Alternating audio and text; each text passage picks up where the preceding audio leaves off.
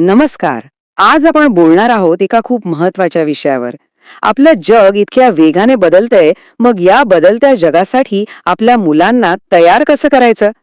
चला, पाहूया वैज्ञानिक पालकत्व आणि कोडिंग आपल्याला यात कशी मदत करू शकतात.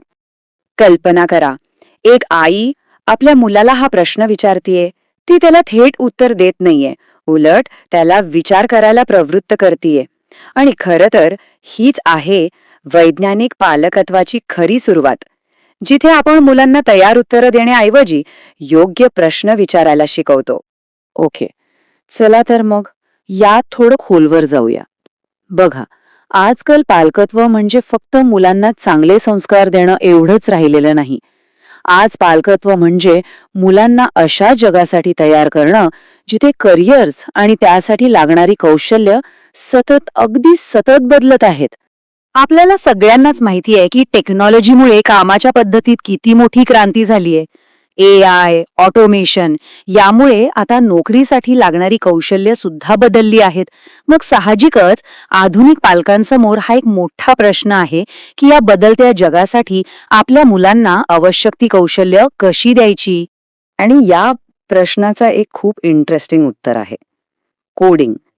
पण थांबा, कोडिंग म्हणजे फक्त कॉम्प्युटर समोर बसून काहीतरी टाईप करणं नाहीये, अजिबात नाही. ही खरं तर विचारांना एक नवी शिस्त लावण्याची एक शक्तिशाली पद्धत आहे. तर मग हे वैज्ञानिक पालकत्व म्हणजे नक्की काय?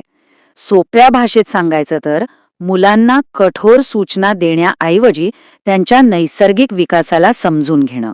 म्हणजे त्यांचा मेंदू कसा काम करतो, त्यांच्या भावनिक गरजा काय आहेत, त्यांची शिकण्याची पद्धत कोणती आहे, हे सगळं लक्षात घेऊन त्यांना मार्गदर्शन करणं. आणि ह्याच पालकत्वाचा एक महत्वाचा भाग आहे कम्प्युटेशनल थिंकिंग. आता हा शब्द ऐकून घाबरू नका. याचा सरळ अर्थ आहे कोणतीही मोठी किचकट समस्या घ्यायची, तिचे छोटे छोटे सोपे तुकडे करायचे, त्यातला पॅटर्न ओळखायचा आणि मग एक एक करून ती सोडवायची. खरं तर हाच कोडिंगचा आत्मा आहे. आणि ही काही फक्त हवेतली गोष्ट नाहीये. वर्ल्ड इकॉनॉमिक फोरम सांगतं की 2030 पर्यंत याच 3 कौशल्यांना सगळ्यात जास्त मागणी असणार आहे. विश्लेषणात्मक विचार, टेक्नॉलॉजीची समज आणि गुंतागुंतीच्या समस्या सोडवण्याची क्षमता. आणि गंमत म्हणजे कोडिंग या तिन्ही गोष्टींचा पाया मजबूत करतं. मग प्रश्न येतो की ह्याची सुरुवात कधी करायची? तर संशोधनानुसार 5 ते 12 वर्षांचं वय हे मुलांच्या मेंदूच्या विकासासाठी एक सुवर्ण काळ आहे. या वयात त्यांचा मेंदू स्पंज सारखा असतो, प्रचंड लवचिक असतो, ज्याला न्यूरोप्लास्टिसिटी म्हणतात. त्यामुळे विचार करण्याची नवी पद्धत ते अगदी सहज आत्मसात करू शकतात. ओके, तर मग हे प्रत्यक्षात आणायचं कसं? चला, वयोगटानुसार एक सोपा रोडमॅप पाहूया. सुरुवात करूया 5 ते 7 वयोगटापासून. इथे सगळं खेळाच्या माध्यमातून करायचंय. ब्लॉक आधारित गेम्स, कोडी, यातून त्यांना क्रम कसा लावायचा, एका गोष्टीचा दुसऱ्यावर काय परिणाम होतो हे शिकायला मिळतं. आपलं ध्येय काय? तर त्यांना असं वाटलं पाहिजे की ते एक गोष्ट जिवंत करतायत. मग 8 ते 12 वयोगटात आपण त्यांना स्क्रॅच सारख्या व्हिज्युअल कोडिंग प्लॅटफॉर्मची ओळख करून देऊ शकतो. इथे तर्क आणि स्ट्रॅटेजीवर जास्त लक्ष द्यायचं. आणि 13 वर्षांपुढे मग ते वेब डेव्हलपमेंट, ॲप डेव्हलपमेंट किंवा AI अशा गोष्टींमध्ये खोलवर जाऊ शकतात. इथे मग खरोखर काहीतरी बनवण्यावर भर द्यायचा. पण एक गोष्ट लक्षात ठेवा, या सगळ्या प्रवासात मजा आणि उत्सुकता टिकून राहिली पाहिजे. दबाव अजिबात नको. आणि जेव्हा मुलं कुठेतरी चुकतात, तेव्हा त्यांना थेट हे चुकलंय असं सांगण्याऐवजी फक्त हा एक प्रश्न विचारा, तुला काय वाटतं, इथे काय बदल करायला हवा? बघा, हा साधा प्रश्न त्यांना स्वतः विचार करायला लावतो, स्वतःची चूक शोधायला शिकवतो आणि त्यांचा आत्मविश्वास कितीतरी पटीने वाढवतो. ही एक खूपच पॉवरफुल पद्धत आहे. आणि हो, एक गोष्ट स्पष्ट करतो, कोडिंग म्हणजे करिअरची गॅरंटी नाही. ही आहे करिअरसाठीची तयारी. म्हणजे उद्या तुमचं मूल डॉक्टर बनो, कलाकार बनो किंवा उद्योजक, त्याने शिकलेली ही प्रॉब्लेम सॉल्व्हिंगची पद्धत त्याला प्रत्येक क्षेत्रात उपयोगी पडणारच आहे. पण या प्रवासात काही सामान्य चुका आहेत ज्या अनेक पालक करतात आणि त्या टाळणं खूप महत्वाचं आहे. कारण त्या टाळल्या तरच शिकण्याचं वातावरण पॉझिटिव्ह राहतं आणि मुलं अधिक उत्सुकतेनं पुढे जातात.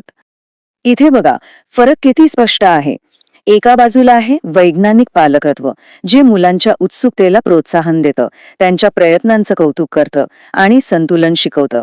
तर दुसऱ्या बाजूला आहेत सामान्य चुका, जसं की जबरदस्ती करणं, दुसऱ्या मुलांशी तुलना करणं, प्रत्येक गोष्टीत परफेक्शनची अपेक्षा ठेवणं आणि सगळ्यात महत्त्वाचं म्हणजे अनियंत्रित स्क्रीन टाइम.